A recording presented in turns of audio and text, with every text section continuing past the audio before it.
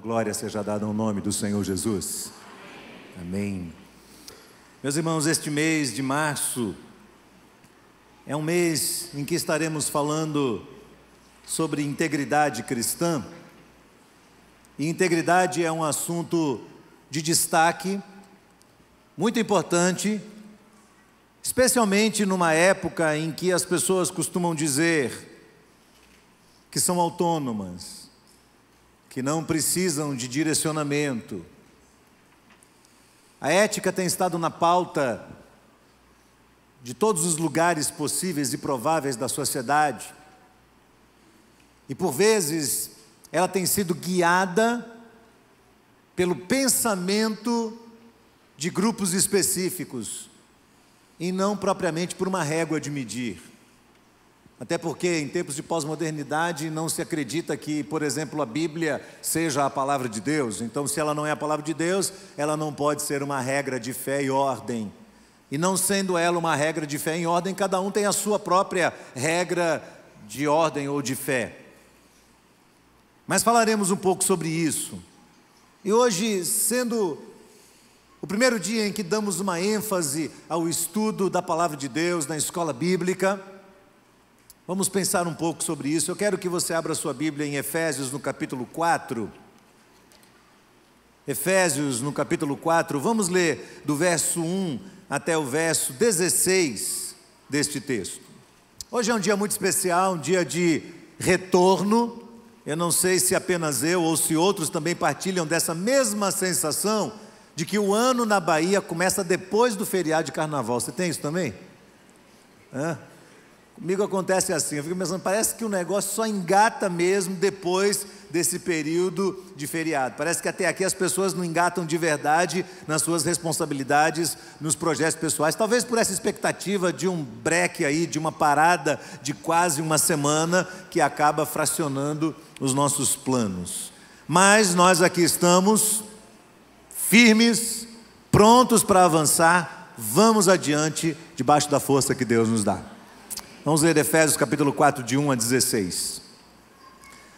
Por isso eu, o prisioneiro do Senhor, peço que vocês vivam de maneira digna da vocação que foram chamados, com toda humildade e mansidão, com longanimidade, suportando uns aos outros em amor, fazendo tudo para preservar a unidade do Espírito no vínculo da paz. Há somente um corpo, um só Espírito, como também é uma só a esperança para a qual vocês foram chamados. Há um só Senhor, uma só fé, um só batismo, um só Deus e Pai de todos, o qual é sobre todos, age por meio de todos e está em todos. E a graça foi concedida a cada um de nós, segundo a medida do dom de Cristo. Por isso diz, quando ele subiu às alturas, levou cativo o cativeiro e concedeu dons aos homens. Ora, o que quer dizer ele subiu, senão também que ele havia descido até as regiões inferiores da terra? Aquele que desceu é também o mesmo que subiu acima de todos os céus, para encher todas as coisas.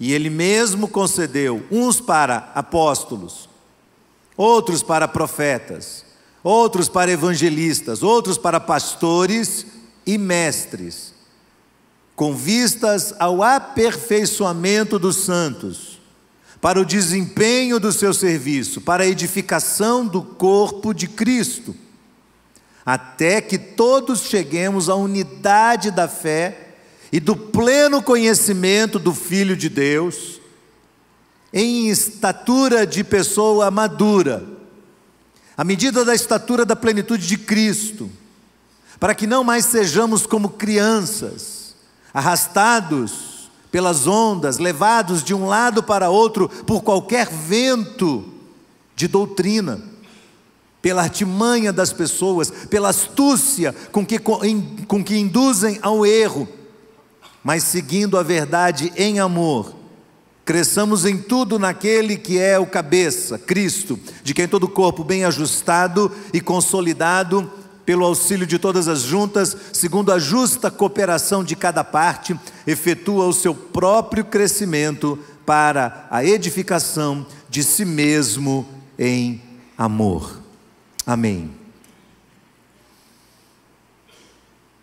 Esse texto é incrível, irmãos, porque ele norteia, como toda a carta de Efésios, a vida, o jeito de viver de uma pessoa que se denomina como cristã.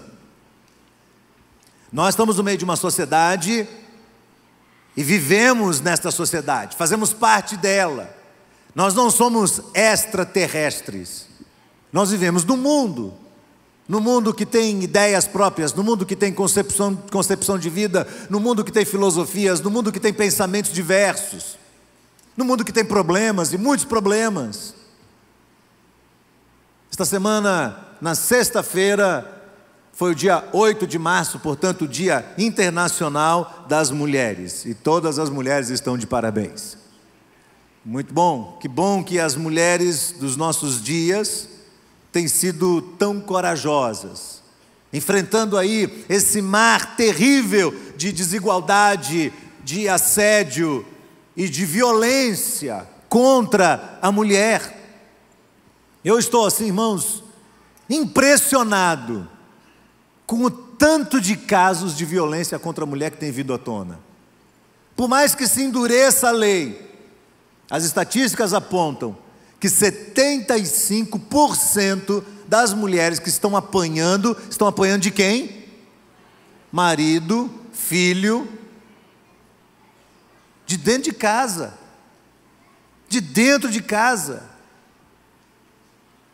Sempre eu digo isso, quando um homem bate numa mulher, óbvio, além de ser covarde, ele perde todos os seus argumentos, toda a sua razão e toda a sua autoridade.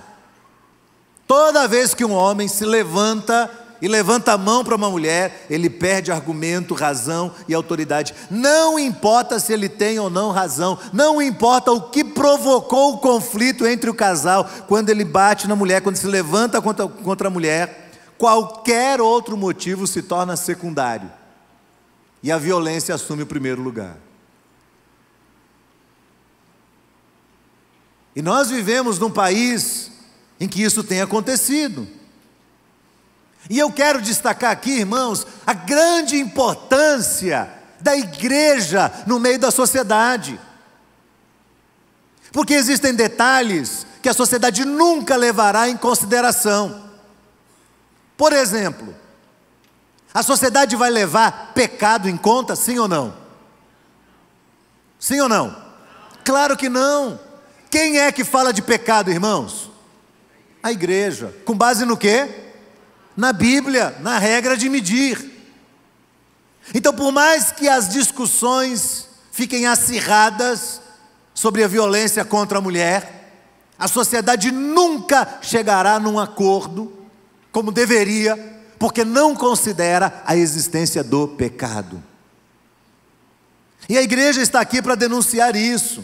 Eu quero destacar aqui o importante papel da igreja no ensino bíblico, que modifica muito a forma de pensar de homens e mulheres, que desperta em homens e mulheres o respeito mútuo, a dependência positiva, a reciprocidade, com base numa vida dedicada a Deus. É um cuidado mútuo que maridos cristãos têm com suas esposas, e elas com eles, obviamente, que afugenta do casal o espírito de rivalidade, de abusividade, de opressão e de utilitarismo. Utilitarismo é quando você quer arrancar de uma pessoa uma coisa na marra. Nós cristãos pensamos de uma forma diferente. E se as igrejas não estivessem aí ensinando a sociedade, onde é que nós estaríamos? Aí eu sei que alguém vai levantar e vai dizer assim: ah, mas você está sendo ingênuo, porque você sabe que muito disso acontece dentro da própria igreja. Mas esse argumento também é nulo, considerando que nós estamos falando para seres humanos corrompidos pelo pecado, e a igreja é composta de seres humanos corrompidos pelo pecado, e seres humanos que, preste atenção, se não forem controlados pelo Espírito Santo de Deus, serão capazes de cometer as piores atrocidades. Então não importa se as leis se tornam severas, se o Estado tem feito o máximo que pode para conter a fúria de homens que têm avançado sobre as mulheres. Se as pessoas não tiverem o Espírito Santo de Deus, a sociedade não muda. Não muda. Mas os homens que estão aqui sabem que o Espírito Santo de Deus pode controlar a mente de um homem, sim, equilibrando seus sentimentos, seus pensamentos, seus instintos e suas atitudes. Ele pode ser controlado pelo Espírito. Paulo diz em Gálatas capítulo 5, verso 16: digo, porém, andai em espírito e jamais satisfareis os desejos da carne. Digo, porém, andai em espírito e jamais satisfareis os desejos da carne. Eu creio em mudanças na sociedade, mas eu creio que as mudanças acontecem a partir da igreja de Jesus. Eu creio em mudanças na sociedade, mas eu acredito em mudanças a partir do momento em que nós cristãos assumimos posturas diante da palavra de Deus, daquilo que nós lemos, daquilo que nós aprendemos todos os domingos, toda a escola bíblica, todo encontro que nós temos, toda oportunidade de ministração da palavra de Deus é uma oportunidade de transformar gente comum, pecadores, em pessoas cheias do Espírito Santo de Deus que vão transformar a sociedade. Você crê nisso? Você crê de verdade ou não? Porque senão a gente vai ficar militando por aí, me quebrando a cabeça. E tudo bem, ótimo que existam grupos por aí, por todos os lados, fazendo essas militâncias, mas a gente já sabe onde é que isso vai dar. Está melhorando? Onde é que vai melhorar? Quando nós cristãos assumimos o nosso compromisso, a nossa responsabilidade na presença do nosso Deus. Eu espero que os homens aqui sejam cheios do Espírito Santo de Deus. Na próxima semana, saiu aí no IBAN Informa, irmãos, no IBAN News, perdão, no IBAN News saiu que a escola bíblica começa hoje. Não começa hoje, a escola bíblica começa no próximo domingo. Esse ano nós estamos um pouco atrasados, mais do que nos anos anteriores, claro, por um motivo bem justo. Nós estamos buscando mais espaço para as classes, buscando proporcionar aí um pouco mais de conforto aos participantes da escola bíblica, um ambiente em que eles se sintam bem para poder receber a palavra, para poder estudar, para poder explorar, expor os seus pensamentos, tirar as suas dúvidas sobre os princípios e sobre os valores cristãos que regem a nossa vida, que regem a nossa arquitetura familiar, a nossa arquitetura eclesiástica, que regem a nossa ética. Esse ano nós temos algumas novidades interessantes na escola bíblica dominical, temas distintos e bastante abrangentes, que vão fomentar questionamentos, e parte disso já vem acontecendo, fomentando questionamentos, ensinando em profundidade para nós que somos cristãos, para que nós não sejamos aqui, como Paulo diz nesse texto, como meninos levados de um lado para outro por todo o vento de doutrinas. Nesse texto que nós acabamos de ler, existem 4 ênfases do apóstolo Paulo. Primeiro, a unidade no meio do povo de Deus. Nós temos unidade de pensamento como membros desta igreja, nós temos unidade doutrinária como membros desta igreja. Você está pensando em conjunto com sua liderança, em conjunto com o corpo pastoral, em conjunto com aqueles que estão responsáveis pelo ministério de ensino dessa igreja. Você pensa em conjunto com eles, ou você é uma pessoa que pensa fora dessa curva chamada Igreja Batista Metropolitana? Não estamos interessados em cabrestar ninguém, pode ficar tranquilo em relação a isso. Mas é necessário estudar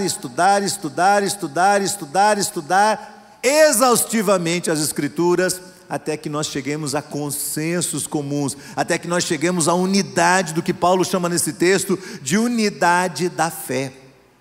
Segundo, Paulo fala sobre variedade. Variedade significa, estamos lidando com pessoas que são diferentes. Elas pensam em unidade, elas possuem unanimidade entre si, mas são pessoas diferentes. Diferentes nas suas experiências, diferentes na sua personalidade e diferentes também nos seus dons. Aqui Paulo vai destacar 5 dons.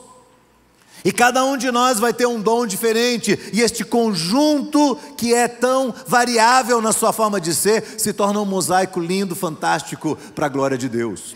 Paulo também vai falar sobre convicção, vai falar sobre aprofundamento do conhecimento, vai falar sobre compreender mais quem Jesus é, alcançar o pleno conhecimento de Cristo Jesus. Aliás, eu quero fazer uma pergunta. Quem aqui tem mais de 20 anos de vida cristã? Levante a mão, por favor. Mais de 20 anos. Uma boa parte de nós. Eu também tenho. Será que nós temos pleno conhecimento de Cristo Jesus? Você acha que você tem, sim ou não? Não. Não conseguimos. Você pode dizer assim: eu já fiz essa matéria, eu já estudei esse texto, eu já explorei este livro das Escrituras Sagradas. Mas você vai voltar nele mais uma vez, e vai voltar mais uma vez, e vai voltar mais uma vez. E todas as vezes que você voltar no mesmo texto sagrado, o Espírito vai ensinar algo novo ao seu coração. Por isso, nenhum de nós pode ter arrogância de dizer: eu já conheço a Bíblia, eu não preciso, por exemplo, de um grupo de estudo bíblico, eu não preciso de uma escola de estudo bíblico, porque eu já conheço a Bíblia o suficiente. Paulo fala, essa convicção tem que ser aprofundada e aprofundada cada vez mais. E quarto, Paulo fala sobre crescimento, algo constante, algo dinâmico, algo que nunca para de acontecer. Unidade, variedade, convicção e crescimento. Nós não alcançaremos, irmãos, essas qualidades que tornam a nossa vida cristã relevante, senão através de muito estudo da palavra de Deus. Muito estudo da palavra. Por isso não podemos ter preguiça. Por isso não podemos colocar a palavra de Deus em segundo plano. Por isso tem sido essa uma ênfase recorrente da Igreja Batista Metropolitana, o estudo sério, comprometido, sistemático, constante das Escrituras Sagradas. Por isso nós temos lutado para montar material, e é interessante que boa parte desse material todo escrito aqui para a Escola Bíblica Dominical tem sido montado, tem sido escrito por irmãos que são aqui da própria igreja. Irmãos que claramente possuem o dom de ensino, o dom de mestres, e que elaboram com critério, e que elaboram com rigor doutrinário cada lição, ajudando-nos a nos situar no meio da sociedade que nós estamos vivendo e nos nossos dias, e tornar o nosso cristianismo relevante à sociedade em que vivemos. Então nós não estamos falando aqui de conhecimento morto. Não estamos falando aqui de conhecimento infrutífero, aquele que é fruto de orgulho pessoal apenas, ou de especulação, ou de curiosidade. Não. Nós estamos falando de um conhecimento que é consagrado a Deus, de um conhecimento que é fruto de experiência com Deus. Não é conhecimento apenas pelo conhecimento, mas é conhecimento permeado de vida com Deus, de um coração tratado diante de Deus, de confissão de pecados, de transformação mediante aquilo que se descobre nas Escrituras. Conhecimento que promove salvação, conhecimento que promove crescimento espiritual constante, mudança genuína na nossa vida, transformação de vida, para que depois então possa gerar um grande impacto no meio da sociedade. Nós estamos vivendo uma época de excesso de informações, irmãos. Muitas informações sobre nós. As pessoas estão o tempo todo sendo bombardeadas, e nós estamos o tempo todo sendo estimulados a novas informações e novas informações, e informações sobre os mais variados assuntos, e nós, seres humanos, não estamos conseguindo absorver todo este conhecimento. Estamos nos tornando especialistas em generalidades. Sabemos muita coisa e no fundo não sabemos nada. Nada. Não conseguimos nos aprofundar em alguma coisa. Os sociólogos dizem que a sociedade está fractada, ou seja, dividida, e por isso confusa. Eles dizem que a nossa sociedade está sofrendo do que eles chamam de esquizofrenia social. A esquizofrenia social é quando a população se vê diante de tantas possibilidades que se perde, entra no estado de difusão, não sabe o que fazer, não consegue fazer boas escolhas, não conseguem aplicar todas essas coisas na sua vida. O esquizofrênico é caracterizado como uma pessoa que tem a mente dividida, fragmentada. Ele tem pensamentos difusos. Isso faz com que sua personalidade seja alterada a depender do ambiente onde ele está. Cada ambiente, ele assume uma postura diferente. E se a sociedade tem se tornado esquizofrênica do ponto de vista social, eu acho que nós evangélicos não escapamos disso. Os evangélicos têm sido uma colcha de retalhos, fragmentados, divididos, cada um dando uma ênfase a um pedaço que acha ser a área do seu domínio. Mas cristãos que estão confusos em relação à ética, em relação aos problemas atuais. Paulo diz: olha, você não pode ser como um menino levado em todo lado por todo vento de doutrina, e há fortes rajadas vindo sobre todos os evangélicos. Onde está a verdade? Há fortes rajadas derrubando muitos. Deixe-me destacar aqui alguns desses ventos de doutrinas que têm atacado frontalmente a igreja de Jesus. Vamos lá? Primeiro, o universalismo. O universalismo é a proposta central do que nós chamamos da graça barata. A graça barata é quando a pessoa diz: não, realmente o evangelho foi feito para todos, Deus ama todos, então todos são bem-vindos do jeito que estão, e as pessoas não precisam ser diferentes, as pessoas não precisam mudar em nada, elas vêm como elas estão e elas ficam como elas estão. Não é assim. A Bíblia diz que alguns serão salvos e outros serão perdidos. Jesus diz que no último dia o Filho do Homem vai separar uns para o lado direito e outros para o lado esquerdo. E para os que estão na direita, ele dirá: vinde benditos do meu Pai, possuí por herança a terra que vos está prometida desde a fundação dos séculos. Mas ele dirá para os que estão à esquerda: o quê? Apartai-vos de mim, porque eu nunca conheci vocês. Eu nunca conheci vocês. Qualquer pessoa pode vir a Cristo como está, como Zaqueu, como a mulher adúltera, como a samaritana que teve um monte de maridos. Qualquer um pode vir a Cristo, mas a partir desse encontro especial de Jesus, a vida desta pessoa vai ser transformada pelo poder de Deus. Por isso o Senhor vai dizer para ela: vá e não peques mais. Cuidado com o universalismo.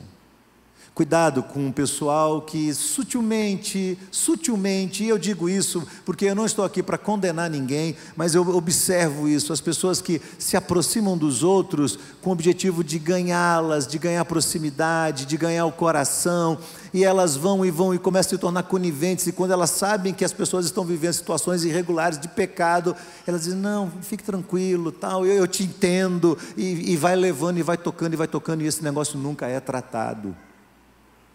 Esse ano não vai ser um ano muito fácil para a gente, irmãos. Como todos os anos, nós temos situações que têm que ser tratadas na vida da igreja, e nós temos que enfrentar essas situações. O universalismo não trata isso. O universalismo diz: não, fica aí, vai vivendo aí do jeito que você quiser. Mas o cristianismo autêntico diz: nós somos responsáveis uns pelos outros, nós temos que exortar uns aos outros, nós temos que trabalhar o coração uns dos outros. A graça não é conivente, a graça de Jesus não é irresponsável, a graça de Jesus faz com que a gente atue sobre a vida das pessoas, ajudando-as a se transformarem em novas criaturas. Segundo o vento de doutrina, é o utilitarismo da fé. É esse monte de igrejas que transformam a fé num objeto de barganha, e de progresso financeiro, que transformam a fé num amuleto da sorte. Venha a Jesus e Ele vai resolver seus problemas. Venha a Jesus e seus problemas financeiros acabam. Venha a Jesus e seus problemas familiares todos desaparecem. Venha a Jesus e você passa a ter saúde plena e absoluta. Venha a Jesus e tudo muda para você. É verdade isso? Não, não é. Não, não é. E os escritores bíblicos sempre foram muito sinceros, e Jesus sempre foi muito sincero, de ensinar para nós que no mundo nós vamos ter muitas aflições, e vamos precisar delas, vamos precisar delas. Muitos de nós aqui estamos sofrendo terríveis provações, e você diz: Senhor, me livra delas, Senhor, me livra delas, Senhor, me livra delas, e o Senhor diz: não, não vou livrar não, porque a minha graça te basta, porque o meu poder se aperfeiçoa na sua fraqueza. Então esse monte de igrejas que vão na televisão, fazendo essas propagandas ridículas, mostrando mansão, mostrando carro do ano, carros magníficos, isso é ridículo, irmãos, isso é simplesmente vergonhoso ao genuíno Evangelho de Jesus. É um vento de doutrina, e muita gente tem ido atrás. Terceiro vento de doutrina, a salvação meritória. A salvação meritória é aquela que vem com base no esforço pessoal do indivíduo. Se eu cumpro a lei, então eu vou ser salvo. Eles se esquecem que a palavra de Deus diz que se alguém vive pela lei e tropeça num só ponto da lei, é culpado de toda a lei. E se esquecem do que Paulo diz em Romanos, que todos se extraviaram. Não há um justo, nenhum sequer. Todos pecaram, todos nós seres humanos transgredimos no passado e ainda transgredimos hoje a lei de Deus. Todos nós. Então quando as pessoas dizem assim: não, você precisa viver os aspectos da lei. Eu quero, nos próximos dias, nós vamos fazer uma breve avaliação sobre a ética cristã com base nos 10 mandamentos. Mas só adiantando aqui um processo. Por exemplo, a grande confusão que tem acontecido no meio cristão sobre Sabat, que é um descanso, e sábado, dia da semana. E muita gente tem sido enganada. Muita gente tem sido enganada. Porque a palavra sábado derivou de sabat, que é o hebraico. E sabat no hebraico significa descanso. Então é um dia de trabalho, 2 dias, 3 dias, 4 dias, 5 dias, 6 dias e descanso. Sabat. Nunca foi dia de semana. E aí alguns cristãos começam a ficar confusos, porque a igreja vem e se planta do lado da gente. E as pessoas ficam assim: e aí, é a mesma coisa? Não, não é. Não é a mesma coisa. Vamos estudar sobre isso, irmãos. Vamos mergulhar de cabeça nisso. Porque eu estou vendo as pessoas assim: não, eu assisto esse programa de TV, aquele programa, aquele outro, porque não tem opção para crentes, então eu gosto de ver aquele programa. Não, eu gosto daquilo ali, porque a música ali é boa, então eu vou ali. E ficam assim, ficam assim. E a cabeça vai ficando cada vez mais confusa. Ninguém é salvo por mérito próprio. Todos nós estamos condenados e fomos salvos pelo mérito de Jesus Cristo, que na cruz do Calvário nos resgatou e nos justificou na presença de Deus. Isso tem que ficar claro na nossa cabeça. Senão a gente confunde tudo. Quarto vento de doutrina, perigoso, é o autoritarismo espiritual, que é confundido propositalmente com autoridade espiritual. Uma coisa é autoridade espiritual, outra coisa é autoritarismo espiritual. Autoritarismo é quando eu lanço minhas garras sobre uma pessoa, que eu denomino de meu discípulo, E eu passo agora a fazer tudo por ela, e ela não tem mais liberdade de fazer nada na vida, tudo ela deve satisfação a mim, tudo. Então, se ela vai na esquina, ela tem que falar para mim. Se ela vai no banheiro, ela tem que falar para mim. Se ela vai visitar a avó dela, ela tem que falar para mim. Essas igrejas que os pastores dizem, se levantam e dizem: vocês estão sobre cobertura espiritual, e se você sair debaixo dessa cobertura, uma maldição vai cair sobre sua cabeça. É mentira. Nós estamos cobertos pelo sangue do Cordeiro. Não vamos, irmãos, não vamos minimizar, banalizar o grande valor do Evangelho de Jesus. Existe autoridade espiritual? Sim, claro. As pessoas que não querem estar debaixo da autoridade espiritual da igreja do Senhor, elas precisam tomar posturas. Uma pessoa não pode ser membro de uma igreja e viver em estado de pecado, não tratar esse pecado, continuar vivendo do jeito que quer viver, às vezes com problemas morais, às vezes com graves problemas financeiros, não trata essa questão e quer continuar como membro da igreja normalmente. Vai chegar uma hora que essa pessoa vai ser convidada a deixar essa igreja. Porque se você está dentro de uma igreja, você precisa entender que essa igreja, a igreja como um todo, tem a autoridade de Deus sobre a sua vida. Mas não vamos usar a autoridade espiritual para encabrestar as pessoas e transformar as pessoas num monte de bebês espirituais, em gente que não assume responsabilidade pela sua própria conduta. Quinto vento de doutrina é um misticismo estéril. É a profecia de pé de ouvido, as revelações de pé de ouvido. Preste atenção, irmãos, acordem. É aquilo que se fala no pezinho do ouvido, em formato de revelação, em nome de Deus, quando não há aprofundamento no estudo da palavra de Deus. Eu quero dizer uma coisa para você: a Bíblia tem todas as respostas que nós precisamos para a nossa vida.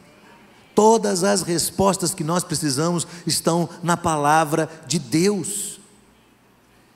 Mas a pessoa vem e usa desse artifício de uma forma mística, que se apresenta como uma ação sobrenatural de Deus, e por vezes isso não passa apenas de emocionalismo travestido de espiritualidade, ou da velha tendência humana de querer, do mesmo jeito que o anterior, dominar os outros, encabrestar os outros, se tornar superior aos outros e mostrar que minha espiritualidade é grande.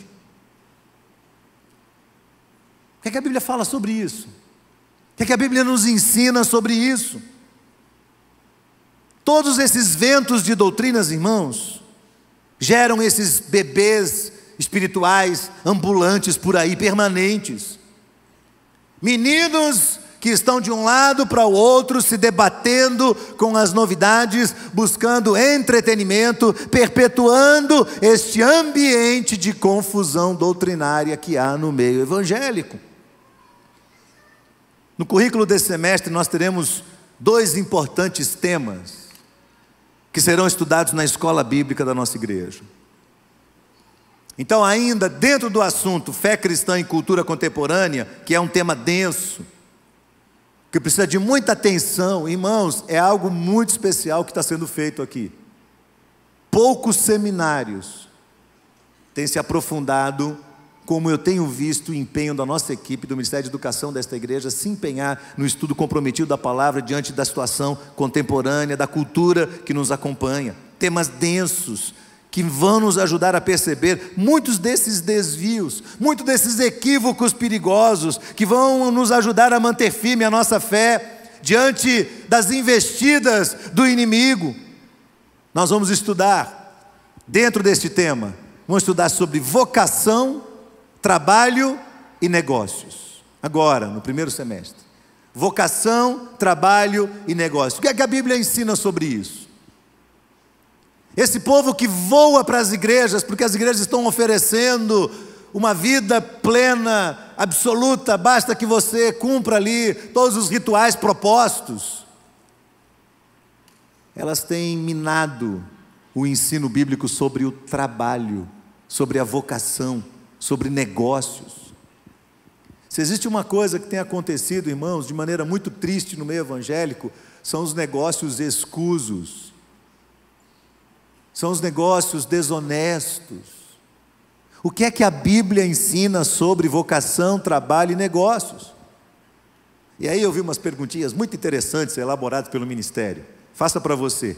Você gosta do seu trabalho atual? Não responde para mim não, responde para você. Outra, que ensinamentos bíblicos podem lhe fazer um melhor profissional na sua área? Ensinamentos bíblicos? Mas eu achei que minha profissão era uma coisa e minha fé era outra. É? Terceiro, no seu íntimo, você odeia a segunda-feira? Já viu um gato chamado Garfield? Que odeia a segunda-feira? Você é um desses? Que fala, ai meu Deus, amanhã de manhã. Amanhã de manhã. Você enxerga significado na rotina do seu trabalho? Você consegue servir a Deus dentro da sua profissão e do seu trabalho? Olha outra pergunta instigante aqui. Você sabe lidar com os extremos da indolência e da idolatria? De um lado, a pessoa preguiçosa, pusilânime, que empurra as coisas para frente o tempo todo, o tempo todo, o tempo todo. Por outro lado, aquele que se torna um workaholic, aquele que trabalha demais, aquele que faz demais, aquele que abraçou o seu trabalho e que não sabe fazer mais nada, a vida, perdeu amigos, perdeu família, está perdendo tudo, porque ele quer crescer. Onde achar equilíbrio nesse negócio? Outra pergunta interessante: o trabalho foi amaldiçoado por Deus na queda? Vamos analisar isso. Esses temas serão muito importantes para o nosso crescimento espiritual. Vai ser uma grande bênção poder explorar as Escrituras e ver o que é que Deus fala sobre isso, quais são os princípios de Deus para a nossa vida profissional, para a vocação, para negócios, para trabalho. Além desse tema, nós teremos um segundo tema chamado Conheça a Sua Bíblia. E este tema é bastante interessante porque ele é baseado no que nós chamamos de bibliologia, dentro da teologia cristã. Então ele se fundamenta na nossa convicção de que a Bíblia é o livro sagrado, escrito por Deus, palavra de Deus, foi escrito, ditado por Deus a homens escolhidos por eles, inspirado pelo Espírito Santo de Deus, infalível e inerrante em todo o seu conteúdo.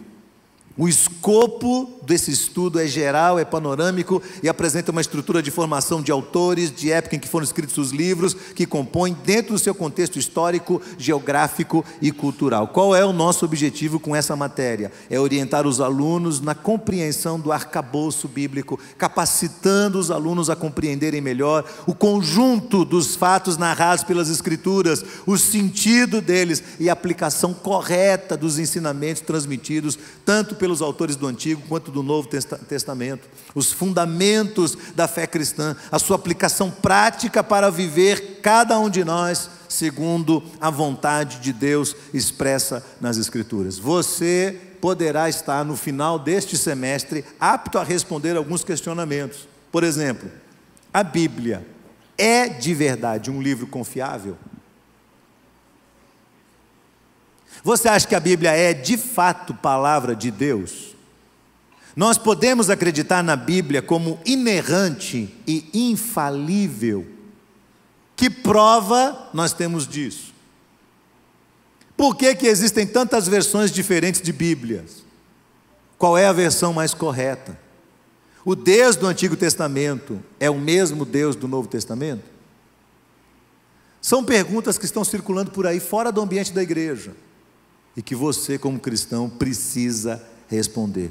A minha oração, irmãos, nesses dias, tem sido a oração de John Wesley. John Wesley dizia assim: Deus, que eu seja um homem de um livro só. Que eu seja um homem de um livro só. A falta do conhecimento das Escrituras tem gerado graves problemas sociais, pessoais e na igreja. Eu queria encerrar a minha palavra de hoje, irmãos, lendo o restante desse texto de Efésios, Não deu nem tempo aqui da gente avançar por toda essa parte da primeira parte do capítulo, mas eu queria ler o resto do capítulo, Efésios 4, de 17 até o final do capítulo. Efésios 4, de 17 em diante, até o verso 32. Depois, então, de falar sobre unidade, variedade, convicção e crescimento, Paulo diz assim: isto, portanto, digo e no Senhor testifico. Não vivam mais como os incrédulos, como os gentios, que vivem na vaidade dos seus próprios pensamentos, tendo o seu entendimento obscurecido, separados da vida de Deus, por causa da ignorância em que vivem, pela dureza do seu coração. Tendo se tornado insensíveis, eles se entregaram à libertinagem para, de forma desenfreada, cometer todo tipo de impureza. Verso 20, mas não foi assim que vocês aprenderam de Cristo. Se é que de fato ouviram falar dele, e nele foram instruídos, segundo é a verdade em Jesus, quanto à maneira antiga de viver, que vocês foram instruídos a deixar de lado a velha natureza, que se corrompe segundo os desejos enganosos, e a se deixar renovar no espírito do entendimento de vocês, e a se revestir da nova natureza, criada segundo Deus, em justiça e retidão, procedentes da verdade. E aí olha só o que a verdade começa a promover na nossa vida. Por isso, deixando a mentira, cada um fale a verdade com o seu próximo, porque nós somos o quê? Membros de um mesmo corpo. Fiquem irados, mas não pequem. Não deixem que o sol se ponha sobre a ira de vocês. Não deem lugar ao diabo. Aquele que roubava, não roube mais. Mas agora, ao contrário, faça o quê? Trabalhe, fazendo com as próprias mãos aquilo que é bom, para que tenha também com que repartir com o necessitado. Depois ele diz assim, verso 29. Não saia da boca de vocês nenhuma palavra torpe, suja, nenhuma, mas unicamente a que for boa para edificação, conforme a necessidade, e assim que a nossa palavra transmita o quê? Graça aos que ouvem. Não entristeçam o Espírito Santo de Deus, no qual vocês foram selados para o dia da redenção. Que não haja no meio de vocês qualquer amargura, indignação, ira, gritaria, blasfêmia, bem como qualquer maldade. Pelo contrário, sejam bondosos, sejam compassivos uns com os outros, perdoando uns aos outros, como também Deus em Cristo perdoou cada um de vocês. Amém, meus irmãos? O salmista lá no Salmo 119 diz assim: escondi a tua palavra no meu coração para não pecar contra ti. Eu guardei a tua palavra no meu coração, Senhor, porque eu não quero pecar contra o Senhor. Nesse texto, Paulo fala dos pecados que destroem a nossa vida. Ele fala sobre vaidade, verso 17. Ele fala sobre cegueira. Ele fala sobre isolamento, separação, quando você está alheio. Ele fala sobre ignorância no coração. Ele fala sobre perder os sentimentos. Ele fala sobre dissolução. Dissolução é difusão, é quando a pessoa se perde assim, ó, e não sabe mais para onde vai. Ele fala sobre impurezas. E ao mesmo tempo ele diz que a palavra de Deus nos fortalece, e ela faz com que a gente se despoje do velho homem. A palavra de Deus faz com que a nossa mente seja renovada. A palavra de Deus tira a mentira de nós e substitui pela verdade. A palavra de Deus nos fortalece para que a gente não peque quando a ira subir à nossa cabeça. A palavra de Deus nos ajuda a não furtar, mas a ajudar quem precisa. A palavra de Deus nos ensina a ter uma linguagem sadia. A palavra de Deus tira de nós a amargura, a ira, a raiva. E a palavra de Deus planta em nós um coração perdoador. Eu espero que você seja uma pessoa humilde no seu coração, e que você reconheça que você precisa da palavra de Deus na sua vida? Que lugar a palavra do Senhor ocupa dentro do seu coração? Será que, como salmista, você tem escondido a palavra do Senhor no seu coração? Eu me lembro, quando estava no seminário, de ter pego a Bíblia de uma amiga minha, de sala de aula, colega. Peguei a Bíblia dela para usar, e quando eu abri a Bíblia, havia um bilhete da mãe dela dentro da Bíblia, que dizia assim: minha filha, ou a Bíblia afastará você do pecado, ou o pecado afastará você da palavra de Deus. E eu li aquilo e pensei, é verdade. Não existe outra forma de combater o pecado na nossa vida senão pela palavra de Deus. Os atrativos, as possibilidades, as propostas deste mundo são muito grandes, são cada vez mais interessantes. E é necessário, irmãos, ter responsabilidade com a palavra de Deus e não nos deixar perecer por falta de conhecimento da verdade do Senhor. Vamos ficar de pé, vamos cantar o cântico referente ao Salmo 119, verso 11. A tua palavra escondi, a tua palavra guardei no meu coração para não pecar contra ti. A tua palavra escondi, guardada no meu coração, pra eu não pecar contra ti, Senhor. A tua palavra escondi, minhas vestes do sangue lavei, e das tuas águas bebi, pra ser uma oferta agradável a ti, minha vida a ti consagrei. Meus dons e talentos são pra te servir, meus dons preciosos são teus. Não vejo razão na minha vida sem ti, tu és meu Senhor e meu Deus. Assim como o fogo refina o ouro, vem tua obra em mim completa, até que o mundo possa ver tua glória em teu rosto brilhar. Amém. Eu queria pedir que os professores da Escola Bíblica Dominical viessem aqui à frente, por favor. Todos os professores da classe que estiverem aqui, rapidamente venham aqui à frente. Aqueles que fazem parte do Ministério de Ensino da nossa igreja, as equipes de composição. Enquanto eles estão vindo aqui, eu quero lembrar você que as informações sobre a Escola Bíblica estão ali fora. Tem um todo ali, tem as classes todas. Você pode encontrar a sua classe e ver qual que é o horário direitinho. Lembra que nós temos horários diferentes. Tem horário 9 da manhã, tem 10h45, tem 17 horas, tem durante a semana, tem classe que vai funcionar durante a semana aqui. Então fique bem atento para que você não erre qual é a sua classe e você possa ser uma bênção este ano. Eu queria que você abaixasse sua cabeça e que você, no seu coração, pedisse a Deus: Deus, me dá amor pela tua palavra. Diga isso para Deus: Senhor, me dá amor pela tua palavra, em nome de Jesus. Que a tua palavra importe para mim, Senhor. Irmão, deixa eu falar isso de novo. Às vezes a gente demora para entender. Sem a palavra de Deus você não pode ter vida cristã. Sem a palavra de Deus você não vai estar fortalecido o suficiente quando o mundo vier com um monte de propostas para cima de você. Sem a palavra de Deus você não vai vencer a investida de Satanás contra a sua vida. E sabe, eu sei que você pode dizer aí: não, mas eu vou estudar a Bíblia sozinho. Não vai, você não consegue. Nós estamos de unidade.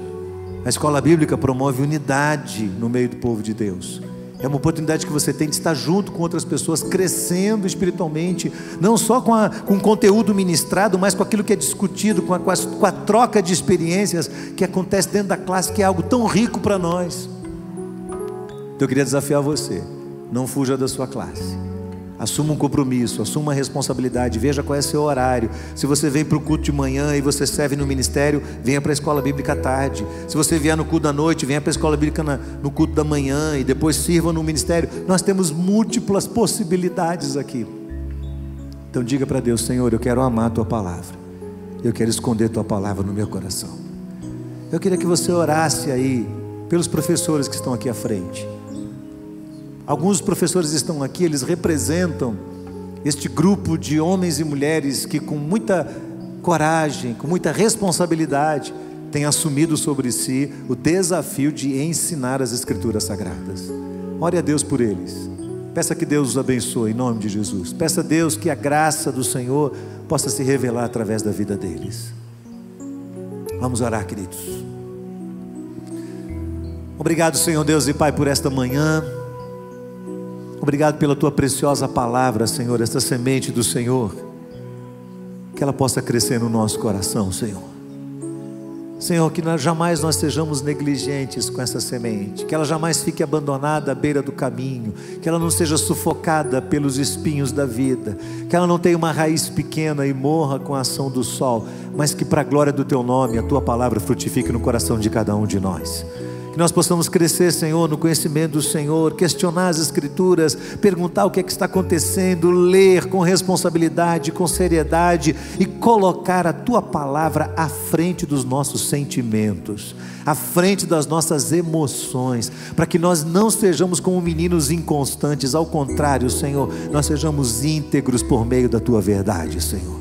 Abençoa o Teu povo nesta manhã, abençoa os professores que estão aqui à frente. O Senhor conhece a vida de cada um deles, o empenho de cada um deles. Senhor, que em nome de Jesus eles possam estar firmes diante do dom que eles receberam do Senhor e da responsabilidade atribuída pelo Senhor, que eles possam desempenhar isso debaixo da graça do Senhor, debaixo da provisão do Senhor, da bênção do Senhor. Senhor, que o Senhor os revista de autoridade e poder, para que a ministração nas classes seja algo profundo, Senhor, e as nossas vidas sejam transformadas pela Tua palavra no decorrer deste ano, Senhor. Obrigado por cada um que aqui está. Leva o Teu povo debaixo da Tua bênção, Tua graça e Tua paz. Que o amor de Deus, a graça de Jesus Cristo e a comunhão do Espírito Santo de Deus seja com todos para a glória do Senhor. Nós oramos em nome de Jesus. Amém.